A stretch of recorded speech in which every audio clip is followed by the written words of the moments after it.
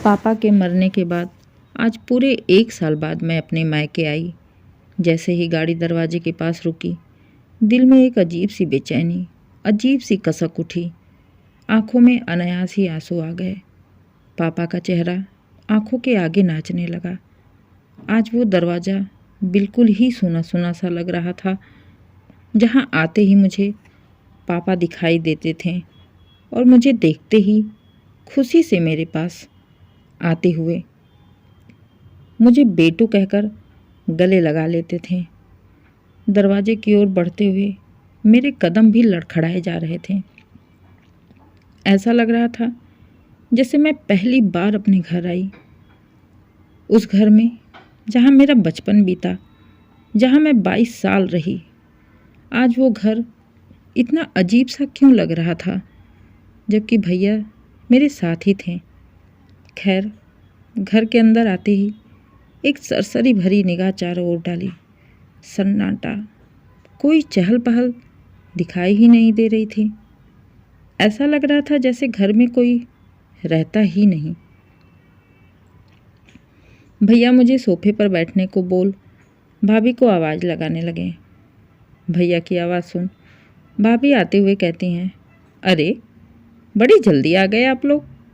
मुझे लगा थोड़ा टाइम लगेगा, इसलिए मैं ऊपर चली गई थी। भाभी की बातें सुनकर एकदम से धक्का सा लगा। पापा का चेहरा आंखों के आगे फिर से नाचने लगा। चाहे मैं कितनी भी जल्दी आ जाती थी, पर पापा कहते थे, बड़ी देर लगा दी बेटा आने में, कहीं जाम में फंस गए थे क्या? और यहाँ भाभी के लिए हम जल्दी आ गए। कहने को तो ये बहुत ही छोटी सी बात है, लेकिन माँ बाप के गुजर जाने के बाद जब आपको पहली बार मायके जाना पड़े, तो फिर आपको ये बातें बहुत ही बड़ी लगती हैं। आपको पहले जैसा एहसास नहीं होता। आपको ऐसा नहीं लगेगा कि आप अपने घर आई हो, अपने मायके। जाने क्यों, ये भी लगने लगता है कि उसके आ जाने पर जैसे माँ बाप खुशी से झूम उठते थे, वैसे भाई भाभी भी खुश हो जाएंगे। जाने क्यों वही घर घर नहीं लगता, अपना नहीं लगता। भाई कितना भी प्यार कर ले, पर लगता है जैसे रिश्तेदारों की तरह स्वागत कर रहा है। खाना खाकर भैया ऑफिस चले गए। भाभी थोड़ी देर बात करने के बाद दोपहर को सो गई। अब मैं बिल्कुल अकेली। पूरा दोपहर कैसे कटे। इससे पहले तो जब भी आती थी, सब इकट्ठा होकर इधर उधर की बातें, हंसी मजाक करते कब दोपहर ख़त्म हो जाती पता ही नहीं चलता। 1 घंटा होते होते मन काफ़ी बेचैन हो गया और कदम अपने आप पापा के कमरे की ओर बढ़ चले। मन में अजीब सा एहसास होने लगा। खुशी भी, घबराहट भी, बेचैनी भी, सब कुछ एक अजीब सी हलचल मची थी।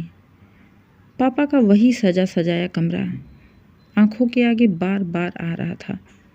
वही चेयर जिस पर बैठकर पापा हमसे बातें किया करते थे, उनका बेड, उनकी चेयर, उनकी अलमारी, सब कुछ आंखों के आगे था। दरवाजे के पास पहुंचते ही धीरे से दरवाज़ा खोला और नज़रें उठाकर जैसे ही सामने का नज़ारा देखा, दिल धक से बैठ गया। कुछ भी तो नहीं था, सब कुछ खत्म हो गया था। कमरे का रंग रूप ही पूरी तरह बदल चुका था।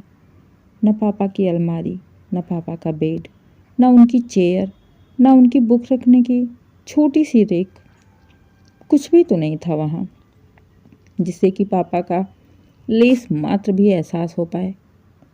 पूरी तरह से ही बदल गया था कमरा। पापा के कमरे को बच्चों का रूम बना दिया गया था। पापा के कमरे को ऐसा देख मेरी आंखों में आंसू आ गए। एक यही कमरा तो था जहाँ आकर मैं अपने पापा को महसूस कर सकती थी। यहीं से तो पापा ने मेरी शादी की पूरी जिम्मेदारी निभाई थी।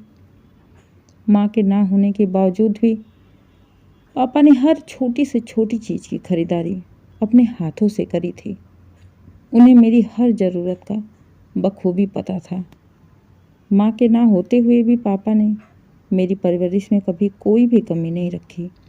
मुझे आज भी वो दिन याद है जब मैं विदा होकर ससुराल जा रही थी। पहली बार मैंने पापा की आंखों में आंसू देखे।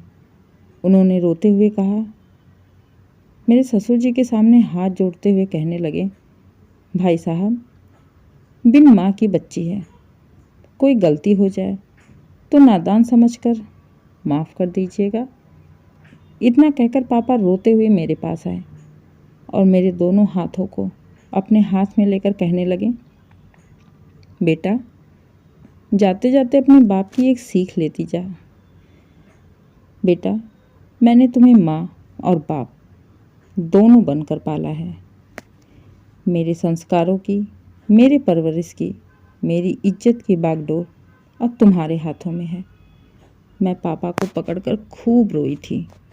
आज भी वो सीन याद करने पर मेरी आत्मा बुरी तरह से तड़प उठती है।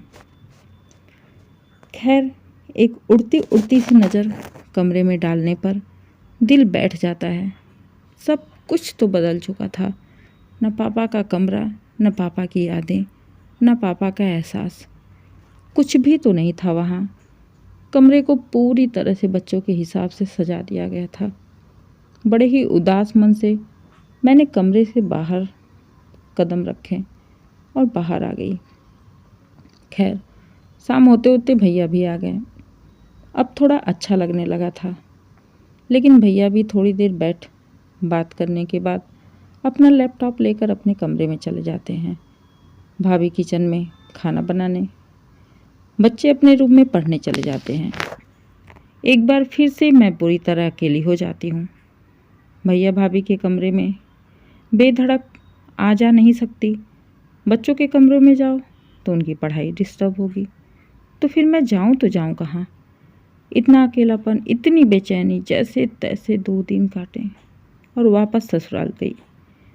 लेकिन एक बेचैनी मन में धरी की धरी रह गई और शायद मेरी बेचैनी मेरे पति ने अच्छी तरह से समझ लिया। उन्होंने पूछा, क्या बात है, जब से तुम घर से आई हो कुछ परेशान सी लग रही हो। मैं रो पड़ी। मैंने उन्हें सारी बातें बताई। फिर उन्होंने बड़े ही प्यार से मुझे समझाया, देखो, ये दुनिया की रीत है। अगर एक इंसान के चले जाने से दुनिया ख़त्म हो जाती है तो ये दुनिया कब की ख़त्म हो गई होती। और रही बात माँ बाप की, तो माँ बाप हमें भगवान से मिले एक ऐसा अनमोल तोहफा है जिसकी जगह कभी भी कोई भी नहीं ले सकता। भाई भाभी हमें चाहे कितना भी प्यार कर लें, लेकिन फिर भी हमारे मन में माँ बाप को लेकर एक अलग ही कोना होता है। माँ बाप के चले जाने के बाद मन में एक कसक सी बनी रहती है। दोस्तों, इसके आगे मैं क्या लिखूं? कुछ लिखा भी नहीं जाता, लेकिन इतना ज़रूर कहूँगी कि अगर आपको मेरी कहानी अच्छी लगे और पसंद आए, तो मेरी कहानी आपको दिल को छू जाए, तो प्लीज़ चैनल को लाइक करें, शेयर करें, सब्सक्राइब करें और कमेंट करके ज़रूर बताइए कहानी कैसी लगी।